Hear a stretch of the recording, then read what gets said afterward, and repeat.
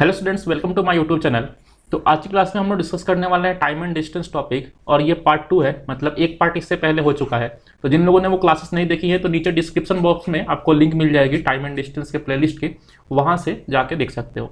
चलिए, तो last class में कुछ बेसिक चीज़ें मैंने डिस्कस करी थी, और साथ ही साथ मैंने वहाँ पे कुछ बेसिक कॉन्सेप्ट्स भी आपको बताए थे। जैसे कि मैंने बताया था कि अगर डिस्टेंस सेम हो, डिस्टेंस क्या हो, सेम हो, तो क्या करते हैं, speed is inversely proportional to time करते हैं। ठीक है, ये किस तरीके से अप्लाई करते हैं इसके बारे में हमने डिस्कस किया था। और दूसरा यहाँ पे हमने देखा था कि अगर टाइम सेम हो, क्या सेम हो, टाइम। ठीक है, तो टाइम अगर सेम होता है तो क्या होता है, distance is directly proportional to speed. ठीक है, उसके बाद कुछ कॉन्सेप्ट वहाँ पे हमने बताए थे किसके, एवरेज स्पीड के। ठीक है, एवरेज स्पीड के कुछ कॉन्सेप्ट वहाँ पे बताए गए थे।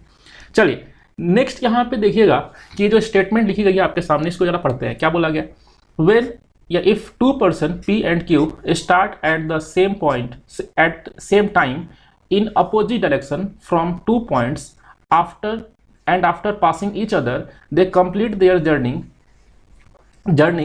in A and B hours respectively, then इसके बाद क्या होगा। देखो क्या बोला गया यहाँ पे कि दो लोग हैं, कौन कौन है, P है और Q है। ये दोनों जो है अपनी जर्नी बिल्कुल सेम टाइम पे शुरू करते हैं। ठीक है, सेम टाइम पे शुरू करते हैं लेकिन अपोजिट डायरेक्शन में शुरू करते हैं। ठीक है ना।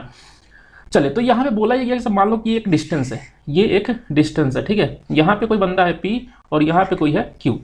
अब यहाँ से ये जो पर्सन है P वो इस तरफ जा रहा है, और यहाँ से ये पर्सन जो है Q वो इस तरफ जा रहा है। ठीक है, तो क्या होगा कि ये दोनों रास्ते में कहीं पे मिलेंगे। ठीक है, रास्ते में कहीं पे ये लोग मिलेंगे।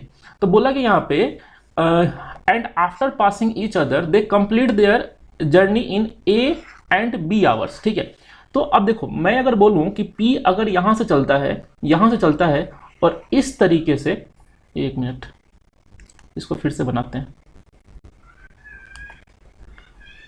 ठीक है, ये ले लिया, यहां से P, ये है Q। ठीक है, यहां से P चलता है और उसको यहां पहुंचना है, वो इस तरीके से पहुंचता है। ठीक है, ये उसका पाथ है, और यहां से एक बंदा चलता है, वो इस तरीके से पहुंचता है। ठीक है, इस तरीके से यहां पे पहुंचता है, मतलब ये दोनों पॉइंट सेम होंगे। ठीक है, मतलब यहाँ पे ये दोनों क्या हो रहे हैं, यहाँ पे वो दोनों मिल रहे हैं। ठीक है, अच्छा, P को जो जाना है वो इस तरफ जाना है, और Q को इस तरफ जाना है। ठीक है, P के जाने का रास्ता जो है वो ये है इस तरीके से, और Q के जाने का रास्ता ये है इस तरीके से। क्लियर है क्या।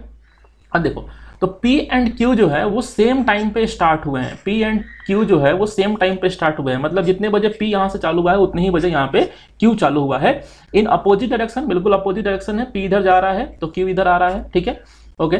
डायरेक्शन फ्रॉम 2 पॉइंट्स, 2 पॉइंट है अलग अलग। ये पॉइंट मान लो ये पॉइंट X है, और ये पॉइंट मान लो ये पॉइंट Y है। ठीक है, चलिए, आफ्टर पासिंग ईच अदर, मतलब इस पॉइंट के बाद, ये जो पॉइंट मैंने बनाया यहाँ पे, आफ्टर पासिंग ईच अदर, इस पॉइंट के बाद they complete their journey in A and B hours respectively. तो कहने का मतलब P जो है वो कम, जो रिमेनिंग जर्नी है, मतलब यहाँ पे जो बच गया है, ये वाला जो डिस्टेंस बच गया है, ये कंप्लीट करता है A आवर्स में, और Q जो है वो कंप्लीट करता है यहाँ पे मान लीजिए B आवर्स में। ठीक है, ऐसा कुछ बोला गया है। ठीक है, अगर ऐसा हो, ऐसी कंडीशन आपके सामने आ जाए, तो क्या करना है, आपको एक स्टैंडर्ड रिजल्ट है वो याद रखना है। क्या है, S1 upon S2 is equal to root under T2 upon T1। ठीक है, इसका डेरिवेशन है, डेरिवेशन जानने की कोई जरूरत नहीं है।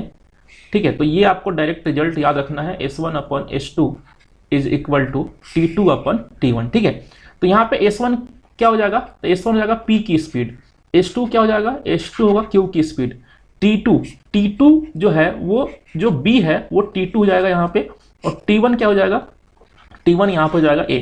ठीक है, तो ये जो स्टैंडर्ड रिजल्ट है ये आपको ध्यान रखना है। ठीक है, इस पे डायरेक्ट क्वेश्चंस आपके एग्जाम में कभी कभी पूछ लिए जाते हैं।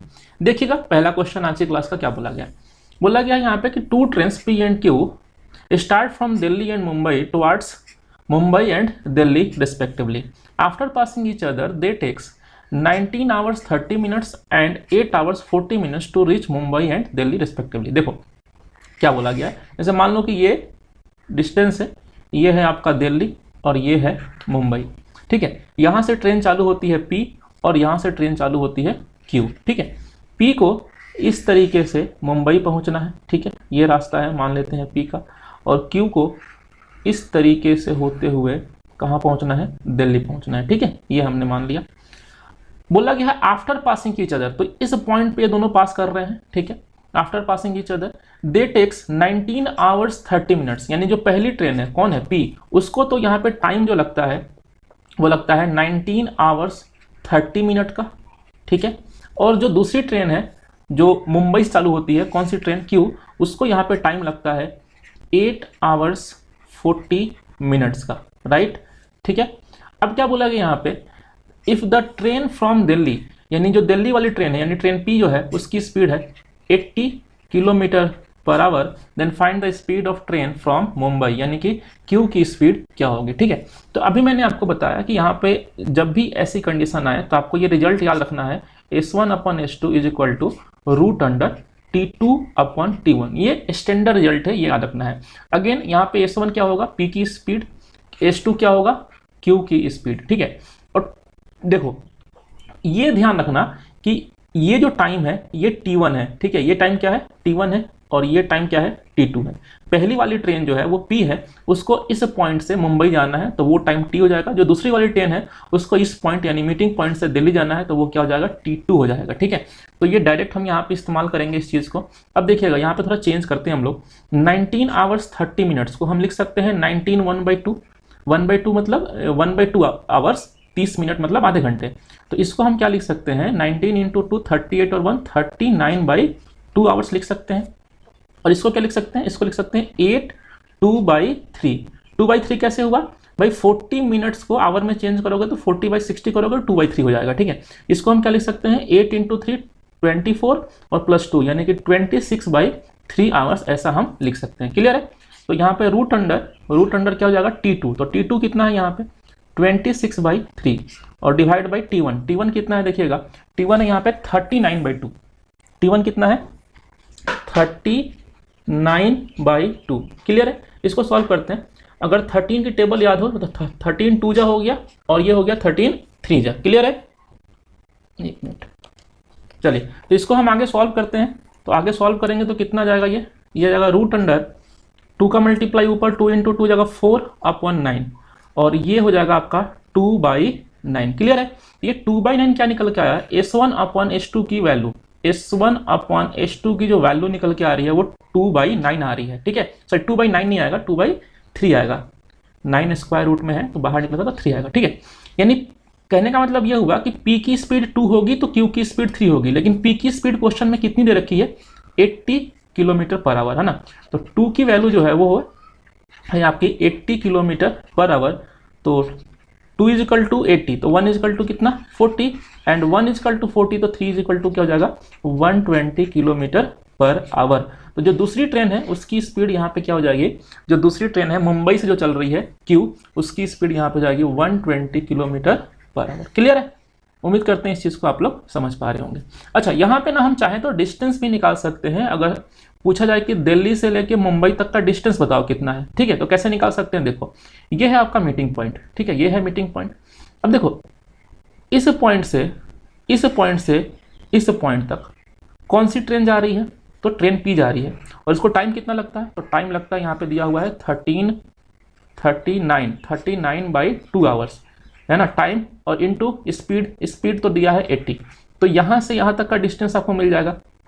और यहाँ से यहाँ तक अगर हम बात करें तो दूसरी ट्रेन जा रही है इस तरीके से, ठीक है, और इसको टाइम लगता है कितना 26/3 आवर्स, ठीक है, और स्पीड कितनी है 120। तो यहाँ से ये वाला डिस्टेंस मिल जाएगा, ठीक है, ये डिस्टेंस यहाँ से मिल जाएगा और ये डिस्टेंस यहाँ से मिल जाएगा। इन दोनों को ऐड कर दोगे तो आपका टोटल डिस्टेंस भी निकल सकता है। क्लियर है। उम्मीद करते हैं इस चीज़ को आप लोग समझ पा रहे होंगे। चलिए नेक्स्ट क्वेश्चन देखते हैं। देखिए नेक्स्ट क्वेश्चन में क्या बोला गया है, नेक्स्ट क्वेश्चन बोला गया है a bus started from A to B, then after covering 2/3 distance some fault occurs, driver maintain the fault quickly and bus will move again, but now the speed of bus is reduced by 1/3.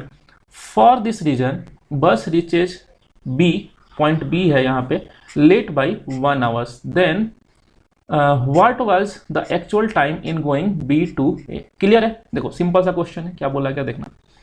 देखो बोला ये क्या है कि दो point है, ये point A है और ये पॉइंट B है।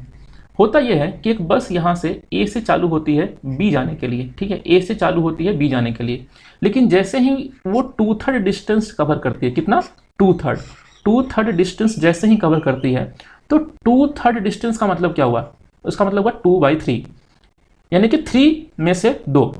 कहने का मतलब यह है कि अगर ए से लेके बी तक का डिस्टेंस अगर 3 है तो बस ने 2 डिस्टेंस कवर कर लिया है, ठीक है, 2/3 डिस्टेंस उसने कवर कर लिया, यानी कि 2/3, यानी कि टोटल डिस्टेंस ए से लेके बी तक का 3 है, तो बस ने 2 डिस्टेंस कवर कर लिया और इस पॉइंट पे जाके उसका एक्सीडेंट हो गया। मतलब ये जो डिस्टेंस है वो एक्सीडेंट के बाद बस कवर करेगी, ठीक है, और ये डिस्टेंस कितना होगा 1, क्योंकि टोटल डिस्टेंस 3 है, 2 कवर कर लिया, मतलब 1 कवर करना यहाँ पे बाकी रह गया है, ठीक है। अच्छा, अब एक्सीडेंट होने से होता क्या है, एक्सीडेंट होने से होता यह है कि यहां बोला गया है द स्पीड ऑफ बस रिड्यूस बाई 1/3, बस की स्पीड जो है ना वो 1/3 से रिड्यूस हो जाती है। इसका मतलब क्या हुआ, इसका मतलब ये 1/3 का मतलब 1/3, तो स्पीड रिड्यूस बाई 1/3 मतलब 3 से 1 कम हो गई, तो स्पीड जो है वो 3 से 1 कम हो गई, मतलब 3 से 2 हो गई, ठीक है। रिड्यूस बाई 1/3 का मतलब ये होता है कि 3 से 1 कम हो गई,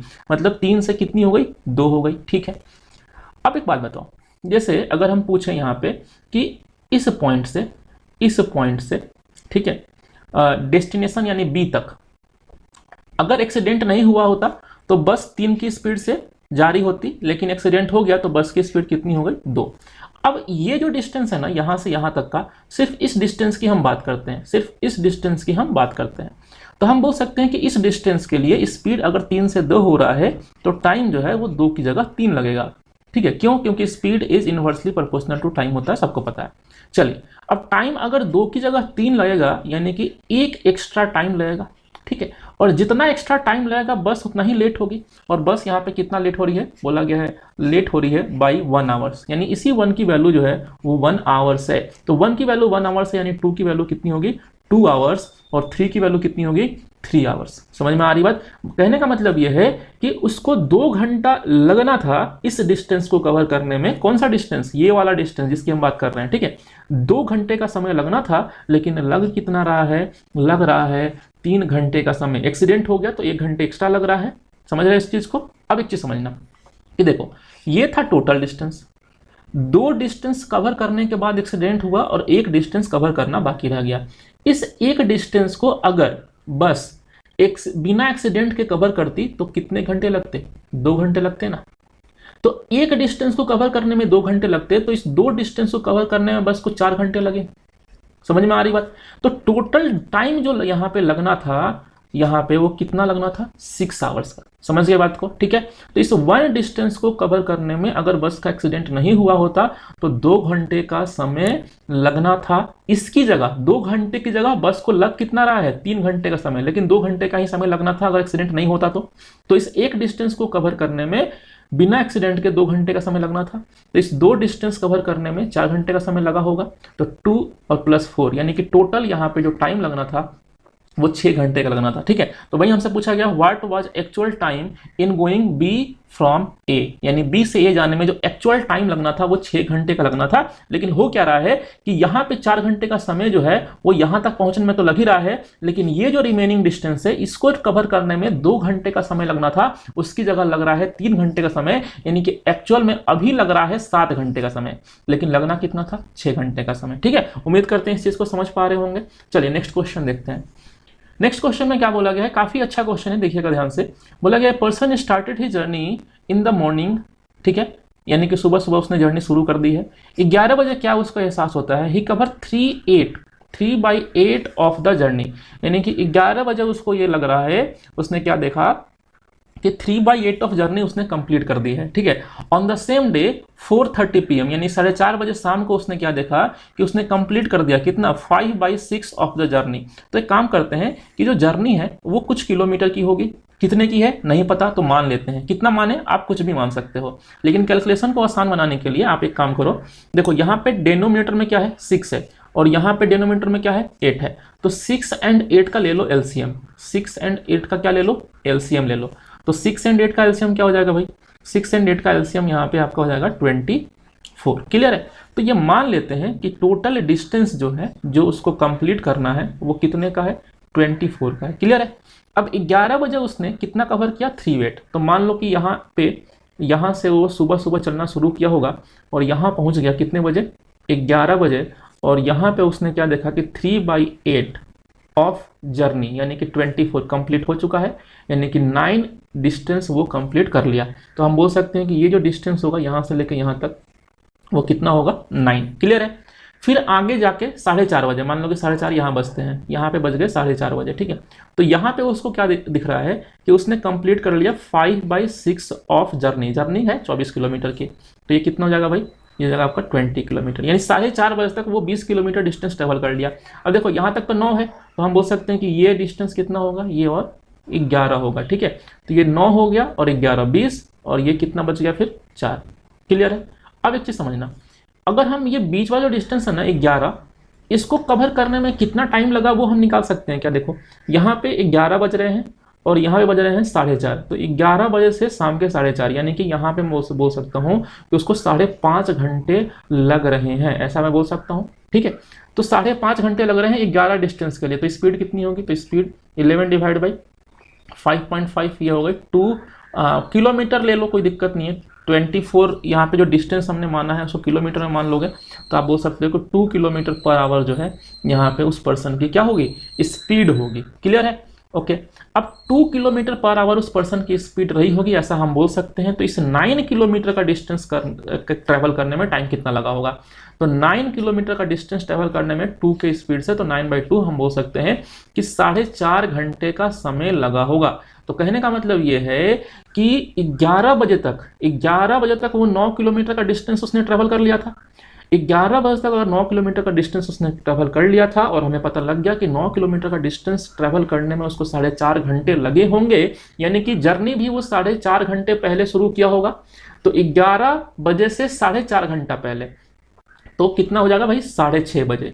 तो 11 बजे से 4.5 घंटा पहले, यानी मैं बोल सकता हूँ कि 6:30 बजे सुबह, है ना, एम है ना, 6:30 बजे सुबह उसने जर्नी शुरू की होगी। और यही हमसे पूछा गया है, he started his journey at, तो कितने बजे उसने जर्नी शुरू करी है, 6:30 पे। और ये पूछ सकता है कि उसने जर्नी कितने बजे खत्म करी है, तो हम बोल सकते हैं कि टोटल डिस्टेंस 24 है, स्पीड 2 है, यानी कि टोटल जर्नी में 12 घंटे का समय लगा होगा। अगर सुबह 6:30 बजे उसने जर्नी शुरू करी है तो हम बोल सकते हैं शाम को 6:30 बजे उसकी जर्नी खत्म हुई होगी, यानी कि पहुंचेगा अपने डेस्टिनेशन पे 6:30 पे। उम्मीद करते हैं इस चीज को आप लोग समझ पा रहे होंगे। चलिए नेक्स्ट क्वेश्चन देखिएगा। नेक्स्ट क्वेश्चन बहुत ही अच्छा क्वेश्चन है और काफी लोगों को ऐसे क्वेश्चंस में दिक्कत होती है। बहुत ध्यान से समझिएगा क्या बोला गया है। बोला गया, after travelling 150 kilometre a car meet with an accident and its speed reduce by 25%, hence reached 45 minute late. ठीक है। had the accident occurred 60 kilometre after, यानी कि यही एक्सीडेंट अगर 60 किलोमीटर बाद हुआ होता, it would have reached the destination only 30 minute late, यानी कि उस कंडीशन में वो कितना लेट पहुंचता, 30 मिनट। बोला गया find the length of journey की लेंथ यहाँ पे हमें बतानी। चलो देखो, पहले मैं बेसिक कॉन्सेप्ट से इस क्वेश्चन को बता रहा हूं जिससे कि थोड़ा सा कॉन्सेप्ट आपका क्लियर हो जाए, देन डायरेक्ट कैसे करेंगे वो भी हम डिस्कस करेंगे। चलिए देखो, मान लो कि ये जर्नी है टोटल जो उसको कंप्लीट करनी है। ठीक है, ये जर्नी है जो उसको कंप्लीट करनी है। बोला गया है 150 किलोमीटर के बाद उसका एक्सीडेंट हुआ। ठीक है, तो 150 किलोमीटर, मान लो कि 150 किलोमीटर यहाँ पे आता है। ठीक है, तो ये 150 किलोमीटर के बाद यहाँ पे एक्सीडेंट हो गया, और एक्सीडेंट होने के बाद ये जो रिमेनिंग जर्नी है ये जो है ये कम वाली स्पीड से ट्रैवल करेगा। और उससे होता क्या है कि भाई एक्सीडेंट होने से स्पीड जो है वो रिड्यूस हो जाती है, कितने से, 25%। 25% मतलब 1/4 से रिड्यूस हो गई। तो हम बोल सकते हैं कि स्पीड जो है वो रिड्यूस हो गई 1/4 से, मतलब 4 से 1 कम हो गई, यानी 4 से कितनी रह गई, 3 रह गई। ऐसा हम बोल सकते हैं कि स्पीड 4 से कितनी रह गई, 3 रह गई। ठीक है, एंड इस तरीके से वो पहुंचता है जहां उसको पहुंचना है डेस्टिनेशन पे 45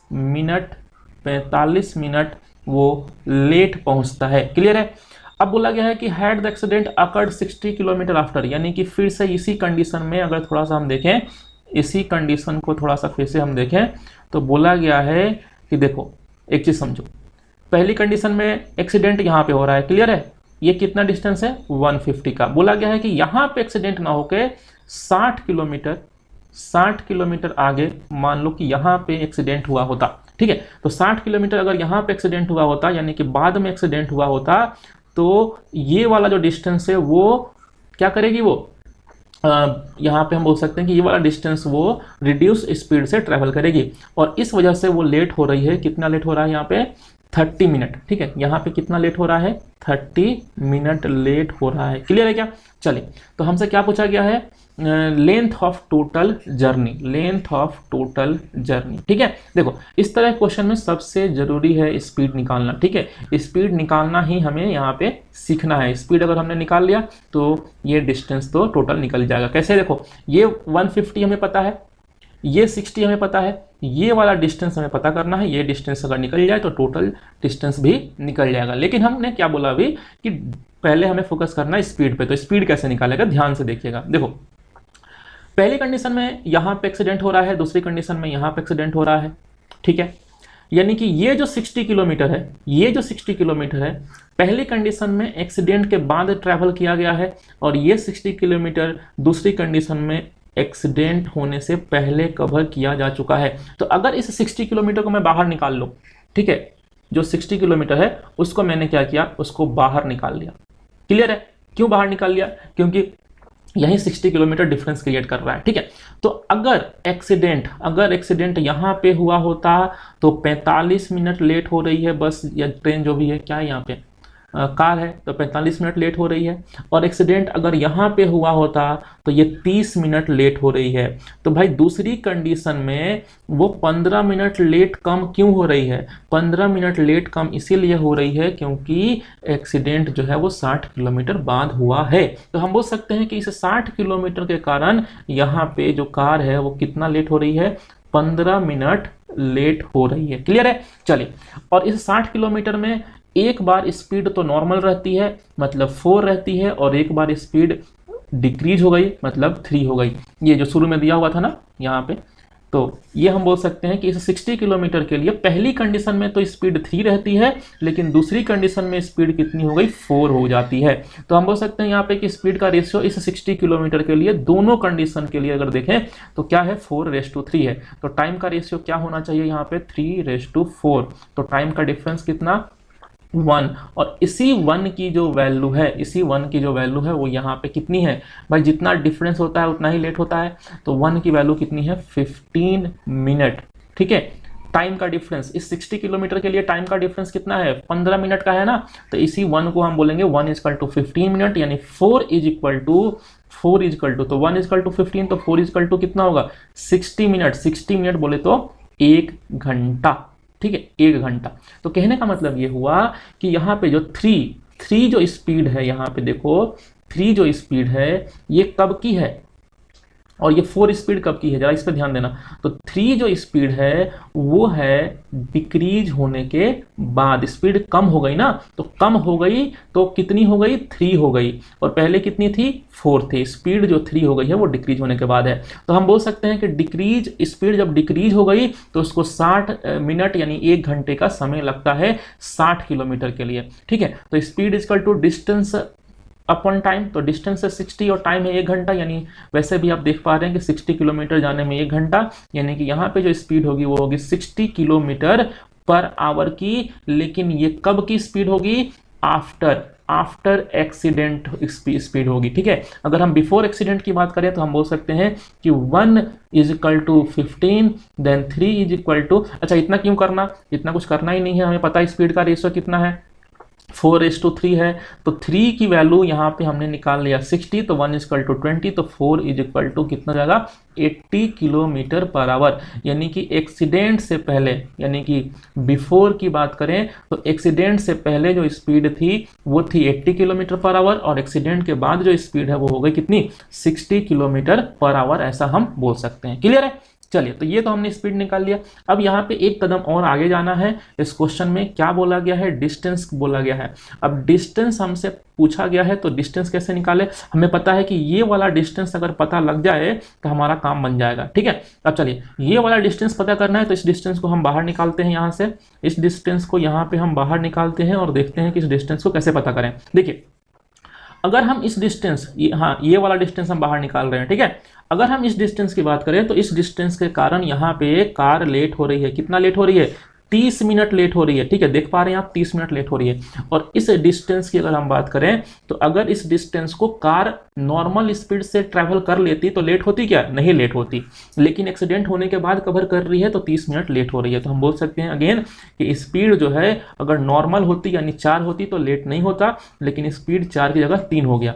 तो स्पीड 4 की जगह 3 हो गया, तो टाइम जो है वो 3 की जगह 4 लग रहा होगा, यानी कि टाइम यहाँ पे 1 एक्स्ट्रा लग रहा होगा। और इस 1 की वैल्यू यहाँ पे कितनी है, 30 मिनट। इस 1 की वैल्यू यहाँ पे कितनी है, 30 मिनट। ठीक है, तो हम बोल सकते हैं कि फिर 4 की वैल्यू क्या हो जाएगी, 4 इंटू 30। 4 इंटू 30 कितना होता है भाई, 120 मिनट, यानी बोले तो 2 घंटे। लेकिन 2 घंटे कब, एक्सीडेंट होने के बाद कि ये पहले, तो देखो एक्सीडेंट होने के बाद। ठीक है, ये 4 जो है ये स्पीड है एक्सीडेंट होने से पहले, और 3 जो स्पीड है एक्सीडेंट होने के बाद। तो यहाँ से जो हमने टाइम निकाला है वो 2 आवर्स का निकाला है, लेकिन ये एक्सीडेंट होने के बाद की बात हो रही है। अगर हम एक्सीडेंट होने के पहले की बात करें तो हम बोल सकते हैं कि 1 = 30, तो 3 = 90 मिनट। 90 मिनट मतलब 1.5 घंटे, यानी एक्सीडेंट होने से पहले की अगर हम बात करें तो 1.5 घंटे का ही टाइम लगता सिर्फ इस डिस्टेंस के लिए, लेकिन एक्सीडेंट होने के बाद अगर हमने देखा तो टाइम लग रहा है 2 घंटा। और एक्सीडेंट होने के बाद जो स्पीड है वो है 60,